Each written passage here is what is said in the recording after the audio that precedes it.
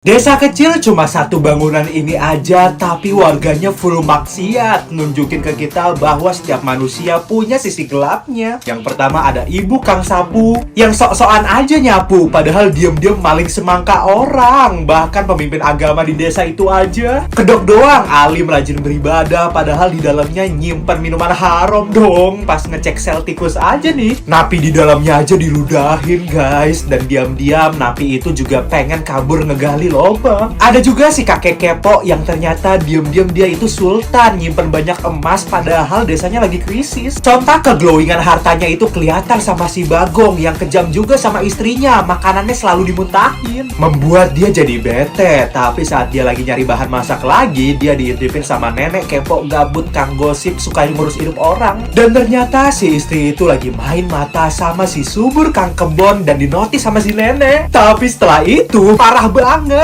Si nenek selain suka bikin gosip di desanya, ternyata dia juga sering buang sampah sembarangan dari jendela. Parahnya lagi nih, saat mereka lagi kusyuk beribadah sambil merem, pemuka agamanya malah diem-diem nengguk alkohol dong. Dan padahal abis pada doa gini masih ribut AS. Dan si nenek masih ae kepo sama si mbak istri yang pura-pura ada yang ketinggalan biar dia nggak ketahuan kalau pengen selingkuh sama si subur dong. Si pemuka agama juga kelihatannya aja lagi ziarah, padahal dia mabok-mabokan di atas kuburannya orang. Sungguh dakjal. Si ibu Kang Sapu pun masih maling semangka, dan akhirnya si Bagong bergerak untuk mencuri emas si kakek. Dia pun pakai tangga buat bisa menyusup ke rumahnya, dan langsung disikat si kakek, dilempar sampai innalillahi. Tapi istrinya yang lagi selingkuh di semak-semak pun melihatnya. Selingkuhannya pun langsung naik ke tangga buat ngegerebek si Bagong. Tapi yang terlihat sama si nenek Kang Gosip berbeda. Dia malah terus ngekompor kalau si subur lah yang ngejatohin si kakek. Sementara si Bagong dengan amannya ngerampas semua emas kakek. Si subur pun diamuk masa sampai ke semak-semak. Istrinya yang abis bercocok tanam sama dia untungnya masih nggak ketahuan guys. Dan akhirnya si subur dijeblosin ke sel tikus bareng si Cungkring yang langsung kena bully semua warga, padahal bukan dia pelakunya.